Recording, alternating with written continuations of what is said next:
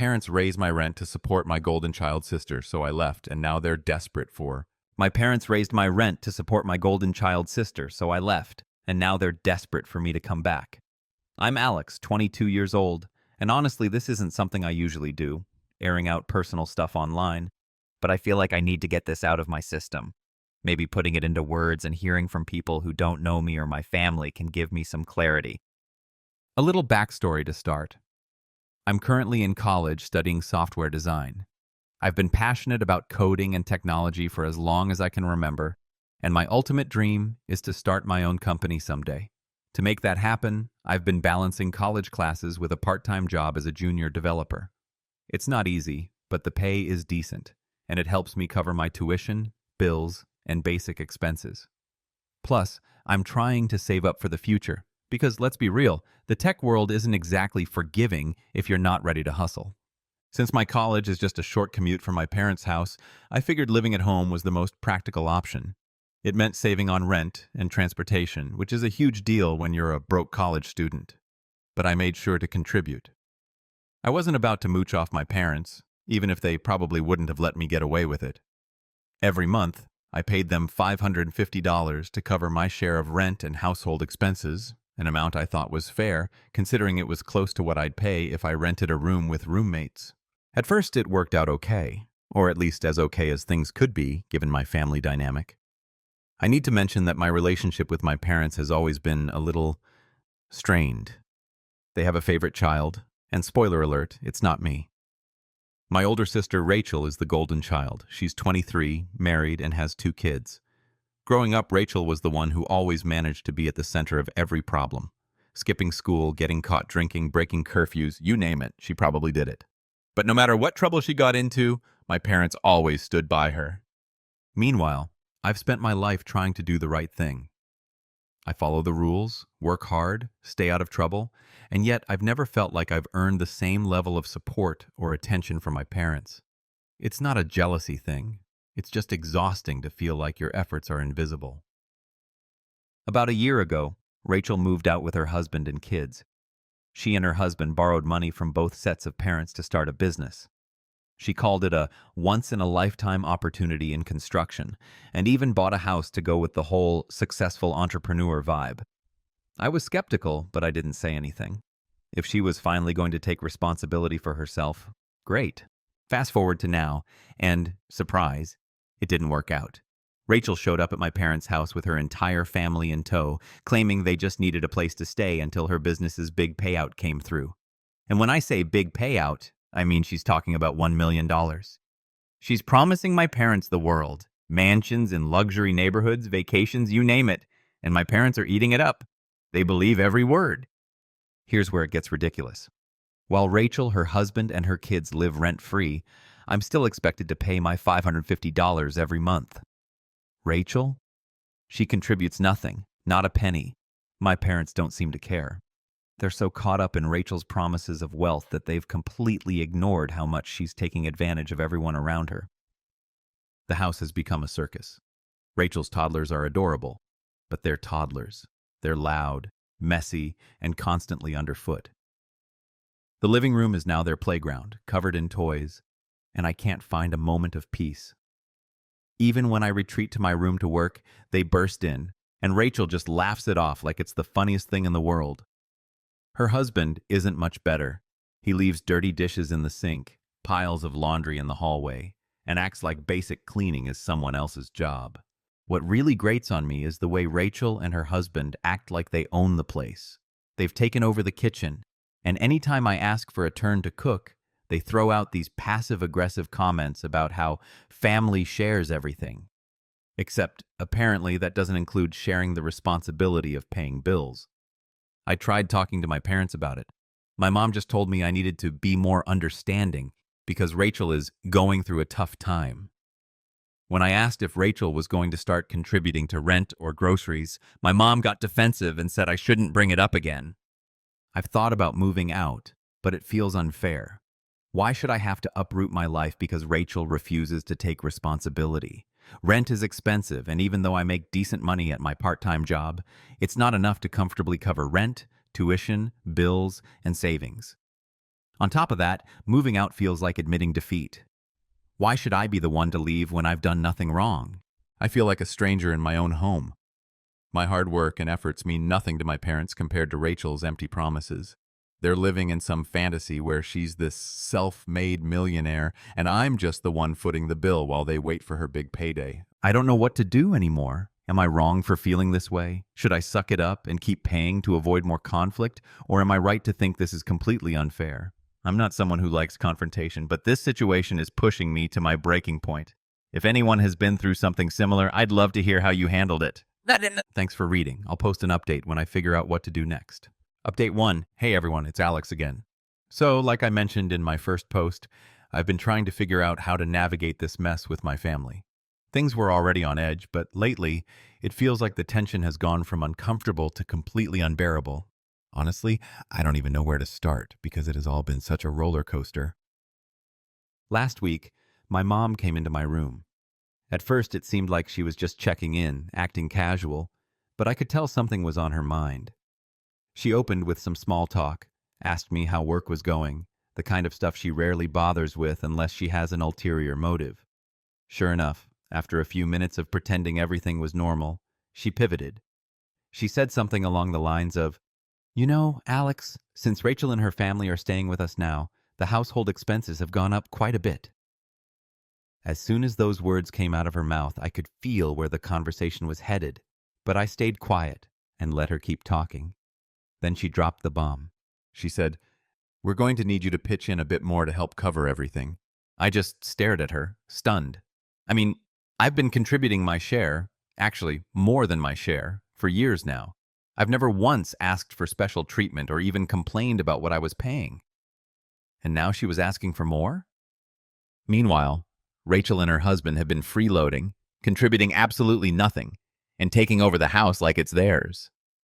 I couldn't hold back, so I asked her point blank, "What about Rachel? Is she going to start paying rent too?" The way my mom reacted was honestly infuriating. She got defensive, gave me some vague excuse about how Rachel is going through a tough time and how family helps family, and then just walked out of my room like the conversation was over. No explanation, no discussion, just left me sitting there, fuming. And the worst part? It's not even about the money anymore. It's about the principle. Why am I the only one expected to step up and help the family while Rachel and her husband get a free pass? The next morning, my dad decided to chime in. Over breakfast, he casually brought it up, saying, "You should consider contributing a bit more, Alex. We're all in this together."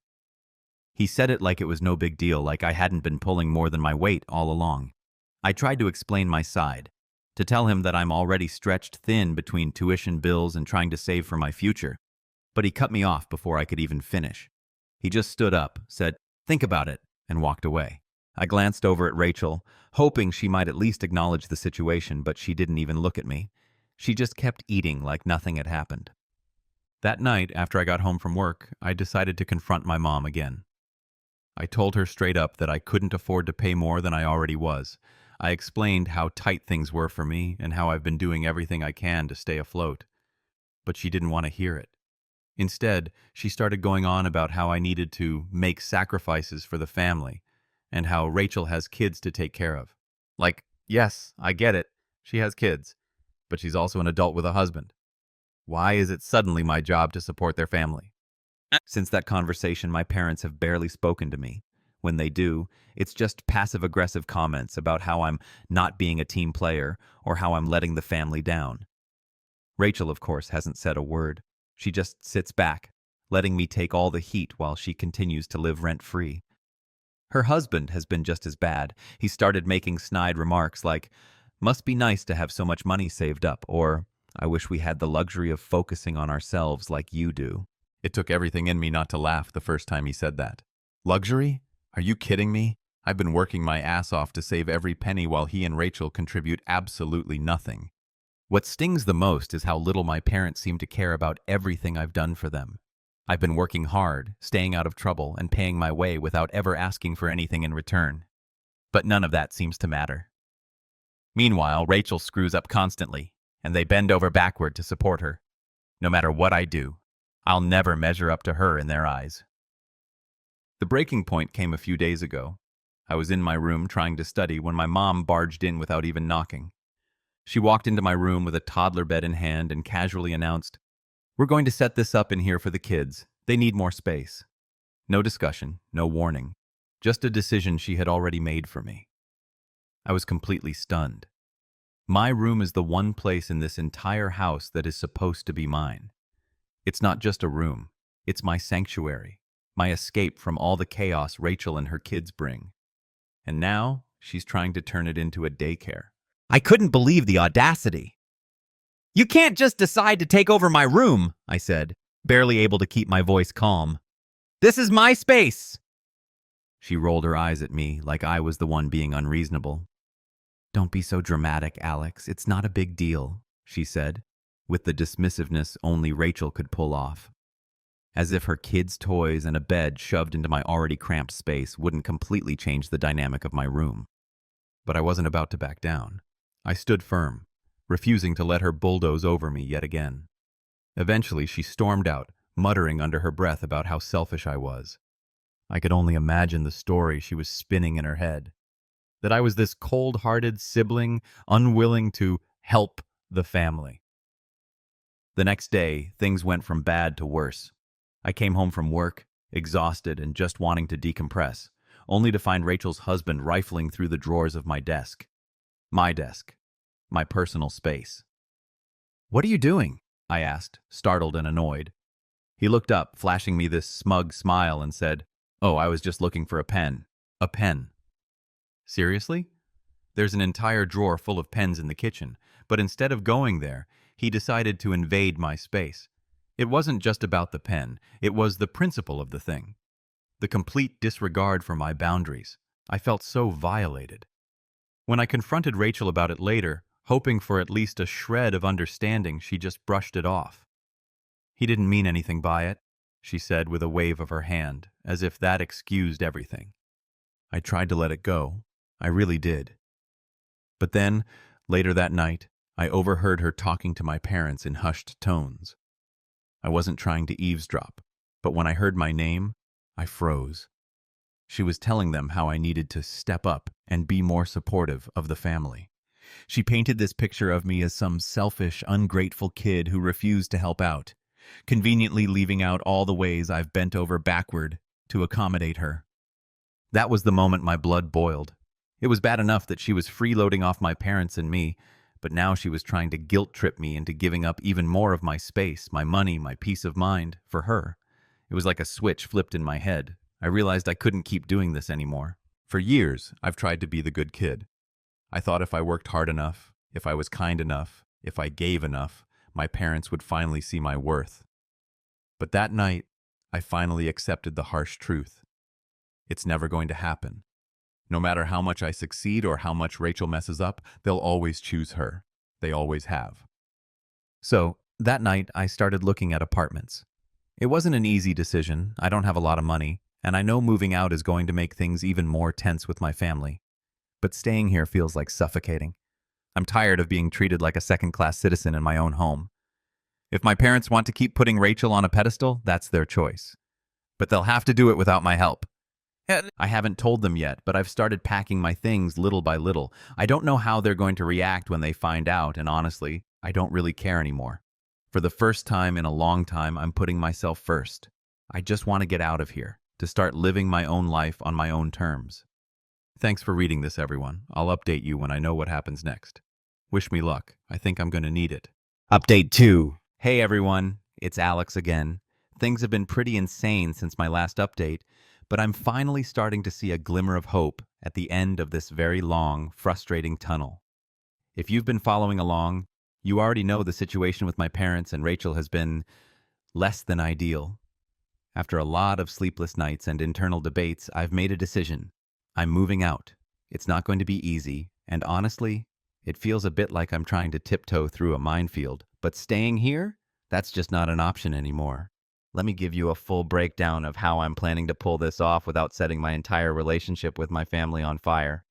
Well, at least not immediately. But I couldn't afford to be picky. The atmosphere at home was getting unbearable.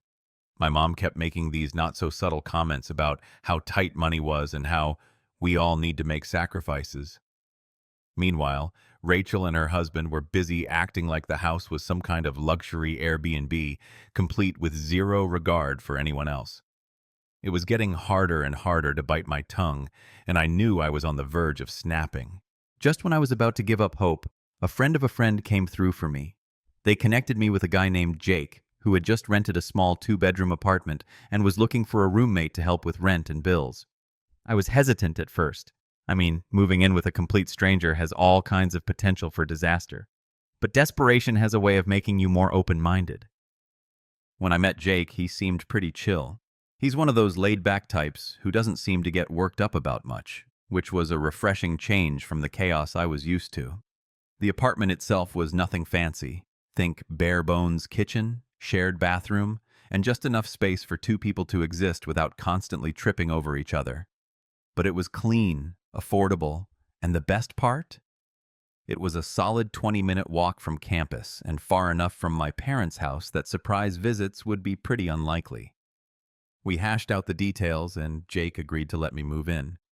We settled on splitting everything 50-50, which brought my share of the rent to about $400 a month, significantly less than what I've been shelling out to my parents. Even when you factor in utilities and groceries, I'd still be saving money. It was a no-brainer. Here's where things got tricky. I knew that if I told my parents I was planning to move out, all hell would break loose. My mom would undoubtedly go into full guilt trip mode, accusing me of abandoning the family when they needed me most. My dad would probably lose his temper and start throwing around words like ungrateful and selfish. And Rachel, she'd either laugh in my face or roll her eyes and tell me I was being dramatic. None of those scenarios sounded appealing, so I decided to keep it quiet. Over the next couple of weeks, I started packing my things bit by bit. I stashed boxes in the back of my closet or tucked them into storage bins so they wouldn't draw any attention. Whenever the house was empty, I'd sneak a few boxes out to my car and drive them over to Jake's place. It was slow and tedious, but it felt like the only way to avoid a full-blown family meltdown. In the meantime, I started pulling back from my family more and more. I stopped eating meals with them, opting to grab quick snacks in my room instead. I avoided conversations about money or chores like the plague, and focused all my energy on just making it through each day. The tension in the house was palpable. Every passive-aggressive comment from my mom about pulling our weight, or every mess Rachel's husband left for me to clean up felt like a test of my patience. There were so many moments where I wanted to scream, to lay it all out and let them know exactly how I felt. But I kept reminding myself that this wouldn't be my reality much longer. I had an end date in sight, and that was the only thing keeping me from losing my mind.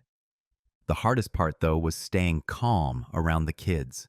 I didn't want to drag them into this or make them feel like any of this was their fault. So, I forced myself to smile, to joke around with them, to be the version of myself that didn't feel like I was crumbling under the weight of it all. Like I've said before, I absolutely love my niece and nephew. They're adorable, funny, and full of energy. But let me tell you, lately, they've been driving me absolutely up the wall. It's not just the occasional chaos you'd expect from little kids. They've completely taken over the entire house. The living room looks like a war zone. The kitchen is their unofficial playroom. And on some days, they even invade my bedroom like it's their personal jungle gym. It's exhausting. I can't even count how many times I've come home from work or class only to find toys scattered literally everywhere, like they've declared war on tidiness. My desk, covered in sticky fingerprints. My walls, decorated with crayon masterpieces I definitely didn't commission. I tried setting boundaries, I really did. But it was like yelling into the void. Rachel, my sister, just laughed it off like it was no big deal, and her husband had the nerve to act like I was the crazy one. "They're just kids, Alex," he'd say, like that was some kind of magical excuse for all the chaos. Sure, they're kids, but that doesn't mean my life has to turn into an episode of Survivor Living Room Edition. At this point, I've been counting down the days until I can finally move out and reclaim some semblance of sanity. But then, a few days ago, I hit my breaking point. I overheard Rachel and my mom having a little chat in the kitchen, and it was about me, specifically about my savings. Let me paint you a picture. I've been busting my ass for years, working late nights and weekends, all to save up for my dream of starting a software company. It's not like I have millions or anything. It's a modest amount, but it's mine, and I'm damn proud of how disciplined I've been about sticking to my budget. So you can imagine my shock when I heard Rachel casually telling my mom that I should help the family out by chipping in from my savings. Her exact words? Alex doesn't need all that money right now. He can start his company later. Family comes first. Are you kidding me? The audacity of that statement left me absolutely speechless. My jaw practically hit the floor. She was just volunteering my hard-earned money like it was some family slush fund. I couldn't let it slide. I confronted her about it later, and, no surprise, she doubled down. She acted like I was the selfish one for not wanting to hand over my savings. "We're all struggling right now, Alex," she said, as if her situation even remotely compared to mine. "Let's get real. She's been freeloading off our parents for months while I've been breaking my back to make a future for myself." That conversation was the final nail in the coffin for me. I told her flat out that my savings were off limits, no discussion, and that she needed to start taking responsibility for her own family instead of expecting me to pick up the slack. She rolled her eyes and walked away like I was the one being unreasonable. At that moment, I knew I was done. Completely and utterly done. I went back to my room, grabbed a box, and started packing the last of my things. I didn't care what my parents or Rachel thought anymore. I knew I deserved better than this toxic situation. Fast forward to now. I've signed the lease for my new place, packed up all my stuff, and made plans to move out this weekend. I haven't told my parents yet. Honestly, I think it's better to rip the Band-Aid off after I'm gone. I'll leave a note or something to explain my decision, but I'm not sticking around for the inevitable fallout. They can deal with Rachel and her freeloading circus on their own. I know this is going to stir up a lot of drama, there's no way around that, but frankly, I don't care anymore. I need to do what's best for me, and staying in that house isn't it. I'm ready to start fresh in a space where I can actually focus on my goals without the constant chaos and stress dragging me down. Wish me luck, guys. I'll keep you updated once I'm settled into my new place and can finally start living my life on my own terms. Here's to a fresh start and leaving the nonsense behind. Update 3. I finally did it. I moved out. It was far from a smooth ride, but honestly, I feel like I can finally breathe again. The weight that's been sitting on my chest for years has lifted. The past few days have been a roller coaster of emotions, excitement, fear, relief. But I stand by my decision. No regrets. Let me break down how it all happened. I had been planning this for weeks, waiting for the right moment. The opportunity came when I overheard my parents and Rachel's family planning to attend a barbecue at some family friend's place over the weekend. I figured it was the perfect chance to pack up and leave without any drama or confrontation. So, I got to work. The days leading up to Saturday were a blur of packing boxes, double-checking my to-do list, and mentally preparing myself for what felt like the biggest decision of my life. By the time Saturday morning rolled around, my car was stuffed to the roof with everything I could fit. It was surreal seeing my entire life condensed into the back of a beat-up hatchback. Walking through the house one last time felt strange. For all the chaos, shouting matches, and resentment, it was still the place I grew up in. I stopped in my room, a space I'd called mine for years. It wasn't much. A small bed, a rickety desk, and posters from a younger version of myself who hadn't yet felt the weight of responsibility. Standing there, I felt a pang of bittersweetness. But I reminded myself why I was doing this. I needed to reclaim my life. For the first time, I was putting myself first. When I arrived at my new apartment, my friend Jake was already waiting to help me unload. Let me tell you, seeing my things in a completely different space, a space that was mine, was incredible. The apartment isn't fancy. It's a modest 2-bedroom with a shared living room and a small kitchen. But it's quiet, clean, and, best of all, drama-free. I set up my room that night, carefully arranging my bed, desk, and a few personal items that felt like home. For the first time in as long as I could remember, I felt like I could breathe deeply. The air was lighter here. That first night was surreal. I hadn't realized how much constant noise and stress I'd been living with until it was gone. No kids screaming in the background, no fights about money, no one barging into my room without knocking. Just silence. Peace. I sat down at my desk, opened my laptop, and for the first time in weeks, I actually managed to focus. I got some work done, something I hadn't been able to do in the chaotic environment I had left behind. It was a small victory, but it felt monumental. Of course, the peace didn't last long. By Sunday evening, my phone started blowing up. My mom had finally noticed I wasn't home and was relentless. At first, I ignored the calls, letting them go to voicemail. But the notifications kept piling up, and I knew I couldn't avoid it forever. When I finally answered, I didn't even have time to say hello before she launched into me. "Alex, where are you? Why aren't you home? We've been calling you all day," she shouted. I took a deep breath, trying to keep my voice steady. "Mom, I don't live there anymore. I've moved out." For a moment, there was silence on her end, and I hoped, that maybe she understood. But then came the explosion. "What do you mean, you've moved out? Why didn't you tell us? How could you do this to your family?" Her voice was sharp, a mix of anger and disbelief. She started going on about how I was abandoning them, about how they were relying on me to help with expenses. I tried to explain, calmly. "Mom, I've been helping for years, paying more than my fair share. While Rachel hasn't contributed anything, it's not fair." Her response was immediate, dismissive. "Rachel has kids, Alex. You don't understand what it's like to be a parent." That was the moment I knew there was no reasoning with her. I'd heard this line too many times before. I took another deep breath and said, "Mom, I've done everything I could to help, but I can't keep living like that. If you want to support Rachel, that's your choice. But I'm not going to keep sacrificing my own life for it." And then I hung up. I didn't have the energy to argue anymore. The next day, the texts began. Long paragraphs about how I was selfish, ungrateful, and tearing the family apart. Each one stung, but I tried not to let it get to me. I knew this was their way of trying to guilt me into coming back, but I wasn't going to let it work this time. My dad practically split himself in two with anger, going on and on about how disappointed he was in me. He said I needed to grow up and understand the importance of family, as if I had been the one leeching off everyone else all these years.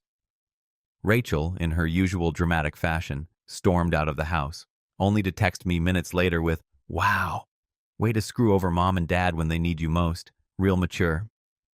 I stared at the message for a good minute, debating whether to reply, but in the end, I didn't bother. I knew nothing I said would change her mind, and honestly, I was too mentally drained to deal with it. Instead, I threw myself into the process of moving into my new place. I spent the rest of the day unpacking boxes, getting groceries, and setting up my room.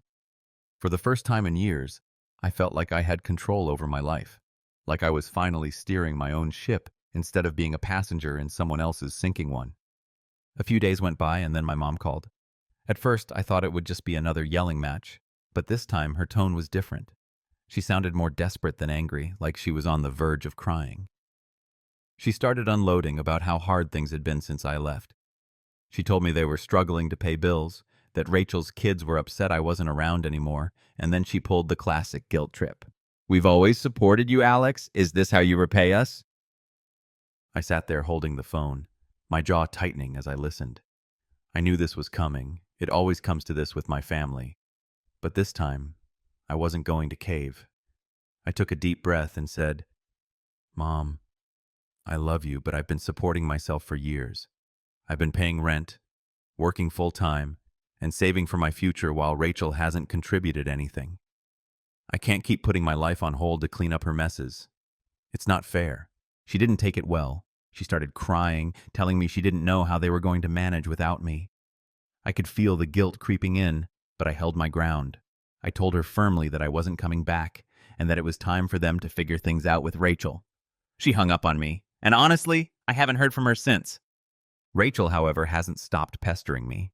She keeps sending these passive-aggressive texts, asking for money or calling me selfish for not helping out. One gem of a message actually said, "You've always been the responsible one.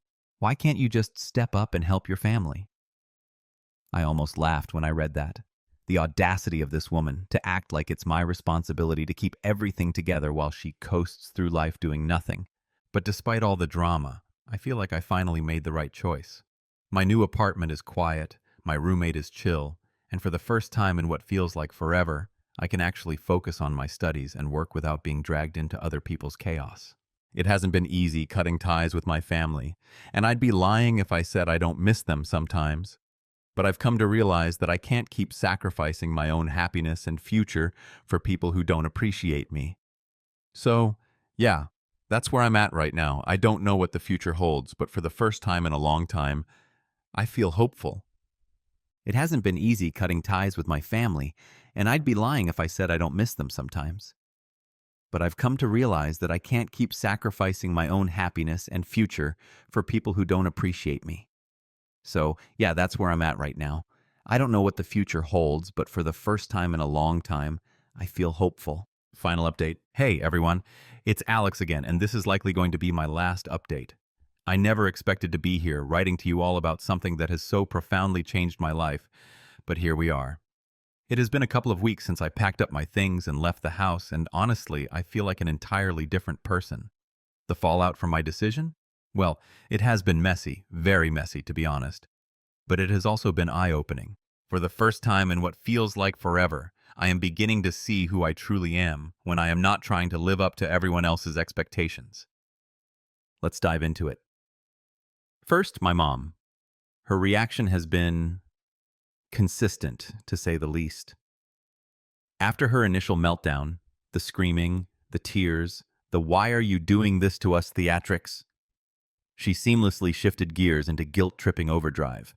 The messages started flooding in almost immediately. Every day without fail, there's a new text waiting for me, dripping with dramatic accusations and pleas. Gems like, "How could you leave us in this situation? Don't you care about your family?" And my personal favorite, "We sacrificed so much for you, Alex, and this is how you repay us." Reading those texts hurt. Of course they did. I love my parents despite everything. They are my family, and I am not blind to the ways they have supported me over the years. But what they fail to see, what they refuse to see, is that love and gratitude do not give them the right to exploit me. For years, I have been the one holding everything together.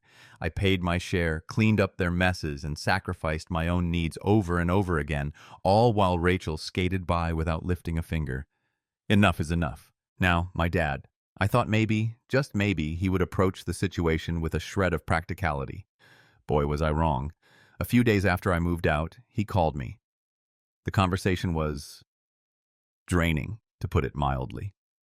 He started out calm, asking why I had felt the need to leave without discussing it with them first. I tried to explain, patiently, even though I was already exhausted from having the same conversation with my mom, that I had reached my breaking point. I told him point blank that I was done being treated like a second-class family member.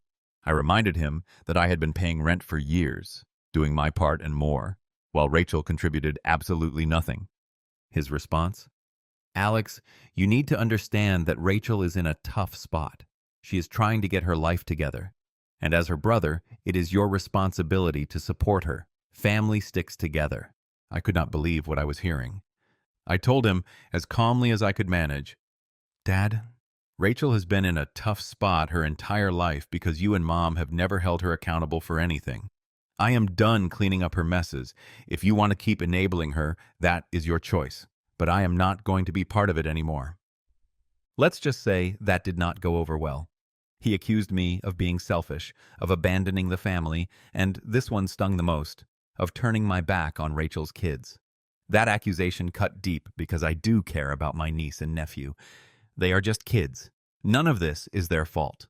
But at the end of the day, it is not my job to sacrifice my future for them, especially when their own parents refuse to step up. And Rachel? Oh, she has been relentless.